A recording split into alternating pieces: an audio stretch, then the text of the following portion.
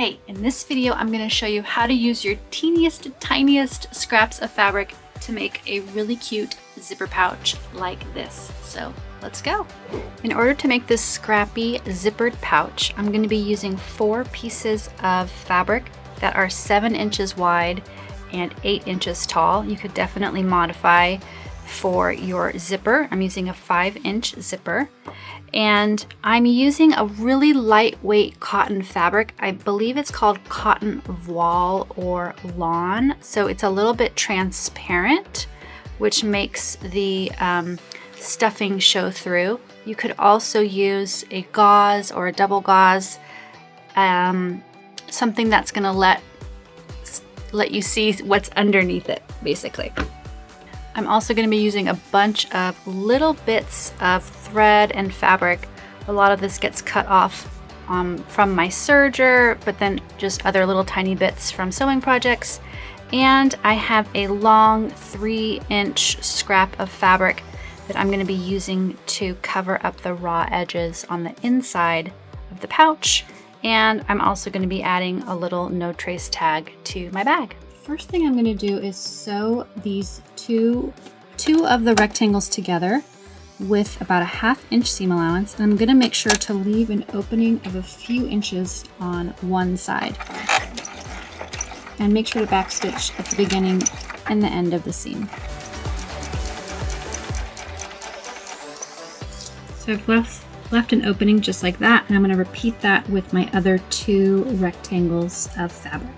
Both of the rectangles have been sewn to make the first part of my little bag, and what I want to do next is just trim off the extra fabric at the corners. I don't want to get too close to my stitches, but I'm going to go ahead and cut it to about a 1/4 inch away from all 4 corners. These are going to be going on the inside of my bag along with all of my other little scraps. So I'm going to go ahead and turn these right side out. And you'll probably want a chopstick or a pencil eraser, the eraser side I should say, to push out all 4 of the corners on both of these little sort of pouches that we've made. Now the little pouches are ready to be stuffed, and like I said, we'll put the corners in there, and then I'm just going to start pulling on my scraps and filling up each of these pouches with little bits of thread and tiny pieces of fabric. If some of your scraps are really long, you could cut them a little bit shorter so they'll just be a little bit easier to work with. I've got these stuffed pretty well, so they're, maybe about a 1/2 inch or less full of stuffing. So what I want to do next is close up this opening at the machine. It's easiest if you kind of push the stuffing out of the way and then just sew with about 1/8 of an inch seam allowance across this opening to close up the pouch, and make sure to do a back stitch at the beginning and the end.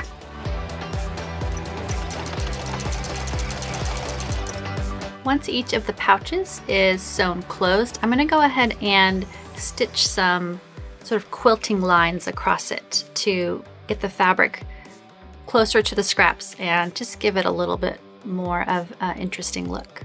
I bumped up my stitch length to 5 millimeters, and I'm just going to start at one corner and just sew diagonally down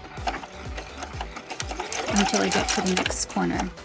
And you can kind of lay things flat as you sew.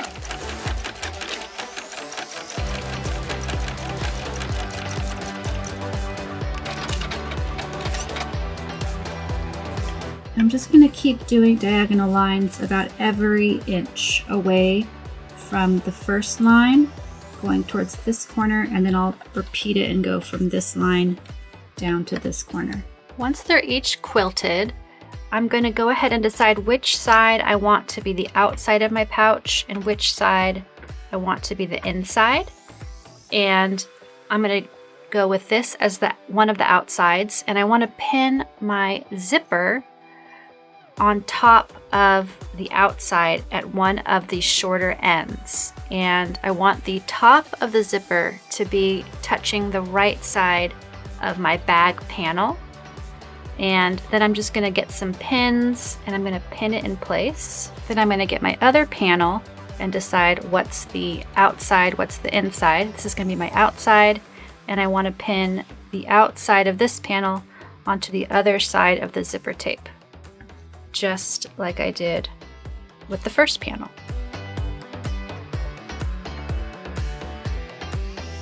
At my machine, I'm going to swap out my standard presser foot for a zipper foot. Get that clicked into place. And I'm going to put my stitch length back down to my default, which I usually sew around 3.2 millimeters. Now I want to sew the panels onto the zippers. And I'm going to actually start on this side. And I just want to connect. I'm going to use about a 1/4 inch seam allowance, and I want to make sure to back stitch at the beginning and the end. And take your time. It's a little bit loopy because your bag panels aren't just super tidy, flat pieces of fabric. So take your time. And as I get near my zipper pull, I want my needle down, and then I'm going to lift the presser foot up, and then I'm going to push the zipper pull out of the way towards the back, and then just lower the presser foot and keep going. Once I've attached the first side, I'm going to flip it over and connect this side. Same way. Once I've attached both sides of the bag to the zipper, I'm going to flip it over, and I'm going to do a top stitch and kind of secure the zipper tape from the bottom side to the bag panel. That way the zipper won't move around a bunch as I'm using my little bag over time. So I'm just going to sew straight along this outer edge of my zipper tape, if my machine will let me. We're rolling now. It got a little hung up there, but I'm just sewing right along the edge of the zipper tape, folding that edge over, and then we'll have a little top stitching on it.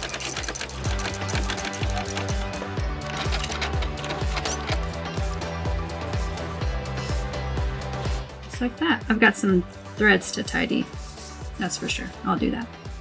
So I've top stitched both sides of the zipper, and I tidied up some of those loose threads. So now we're going to be bringing these outer panels together, so with the outside panels touching, and we're going to go ahead and clip around the sides. But we want to first make sure that the zipper tape is pointing up.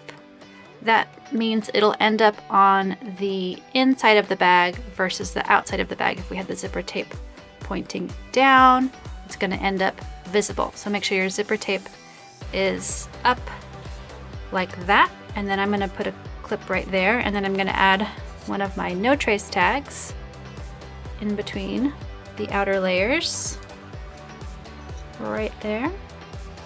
Clip that in place, and then I'm just going to keep clipping the panels together. And they might not be perfectly square anymore, and that is okay. So what you want to do is clip them as squarely as you can, and then we're going to trim off any unevenness in the next step.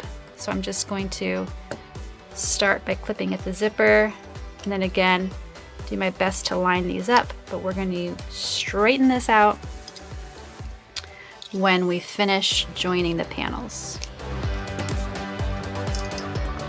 And you want to make sure that your zipper is at least partway open before you go to sew. Okay, back at the machine, I have my standard presser foot back in position, and I want to sew all the way around with about a 1/2 inch seam allowance, but I do want to be mindful. I'm working with a metal zipper, so my seam allowance near my zipper is going to be a little bit smaller than a 1/2 inch because of that metal zipper. And I'm just going to go all the way around all 3 sides. Straighten out my tag.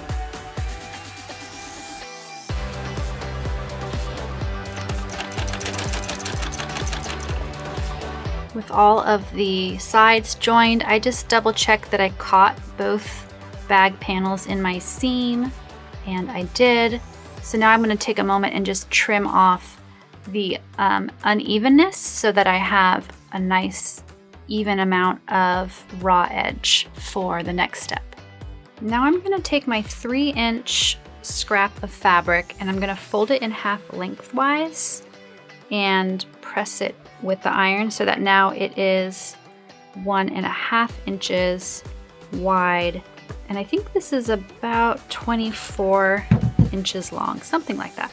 Long enough to wrap around all 3 sides of my bag. And I pieced together scraps to make this, so you can absolutely piece together smaller pieces to get this strip of fabric. Now I'm going to pin the raw edge of my long strip of fabric onto the raw edge of my bag. Actually, I'm going to use my binder clips for this. And I'm just going to clip it. I'm going to have about 1 inch extra so that we can cover up this top part at the end. I'm just going to clip it to one side to start, and then I'm going to take it over to the machine. I'm going to actually put my zipper flip back on because I think it's going to be just a little bit easier as I'm doing this next part. And what I want to do is sew from pretty much the top edge down till I am about 1/4 inch away from my bottom corner. And I'm trying to sew more or less over my original seam here, but it doesn't have to be perfect. And I definitely want to backstitch at the beginning and then just take my time and go down towards that corner.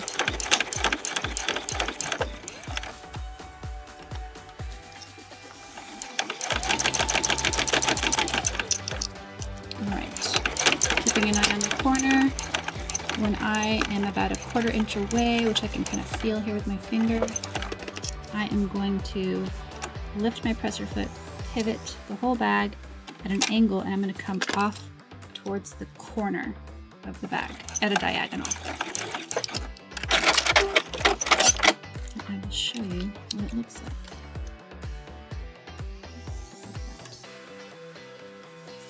Then I'm going to fold this corner up so that it is parallel. The top folded edge of my binding is parallel with this side of the bag. And I'm going to get it back under the presser foot, and I'm going to start about 1/4 inch away from this folded edge. So I'm going to start right about here with my stitches. And I'm going to back stitch. I'm going to go forward a couple and then back stitch a couple, and then keep going straight down towards the next corner.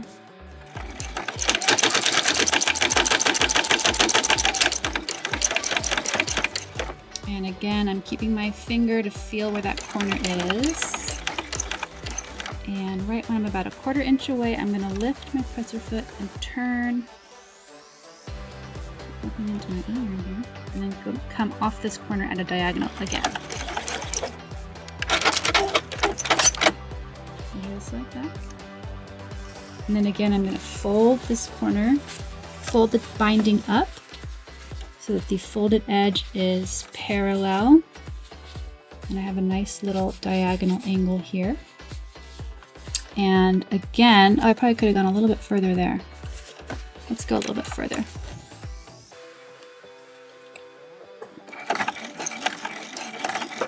Okay, and now we'll go at a diagonal.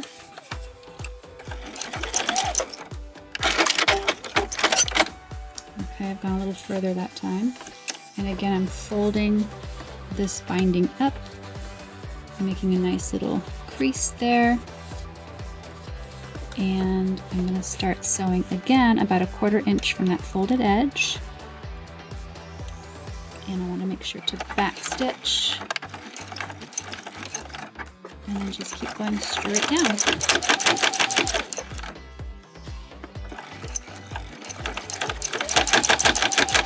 I'm taking my time because there's some spots where there's a lot of material. And I don't want to force my needle into something that it doesn't want to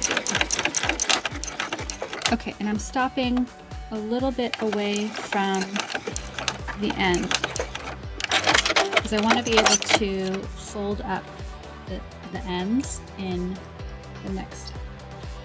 So my bag looks like this, and what I want to do next is fold the binding over, and I'm going to be clipping it into place, and I'm going to be sewing it so that it's covering my raw edge all the way.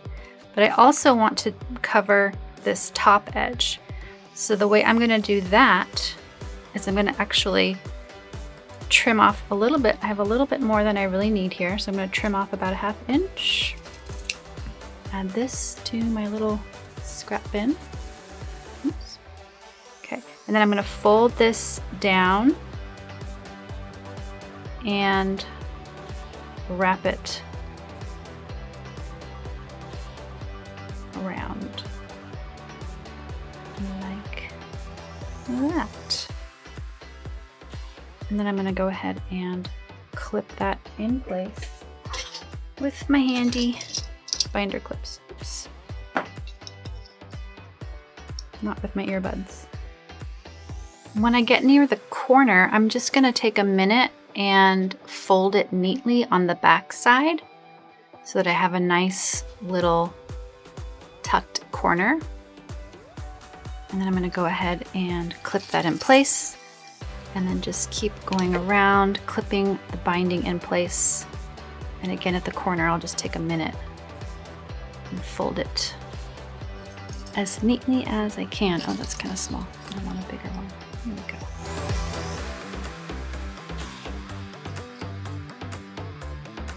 And when I get near this edge, again, I'm going to cut it so that I just have about a 1/2 inch of binding to work with. And I'm going to fold it and fold it. And then I will clip that in place as well. And now I'm ready to sew again. And I'm actually going to be sewing right next to the binding on the top part that I had attached earlier, and that'll catch the back side of the binding as I go around. So I'm just going to get my bag under my presser foot and just do a back stitch to start. My machine will let me.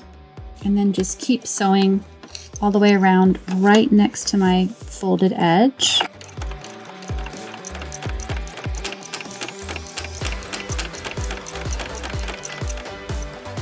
And we can double check that we caught the back side of the binding in our seam, and we did. And I like to use this extra wide binding because when I'm working with this uneven sort of material, it's nice to have extra wiggle room in the binding. But if you're really competent with bindings, you could use a narrower binding. And we're almost done. So I'm going to open up my zipper all the way, and drum roll please. This is the moment of truth. We are going to turn our little pouch right side out and take a look. It's done. It's definitely a little bulky here in the bottom. So another way to do this would be to not do the binding on the inside and just leave the edges uneven, and you can barely see it, but this way it definitely has a little extra fancy touch to it. The last thing I'm going to do is add a little bit of strap to the zipper pull to make a nice little string for my zipper. And I have a tutorial for how to make these zipper strings, and I'll link to that right here. I have another video that shows you how to use a similar technique with your tiniest scraps to make a really cute hair bow. So I'm going to link to that video right here.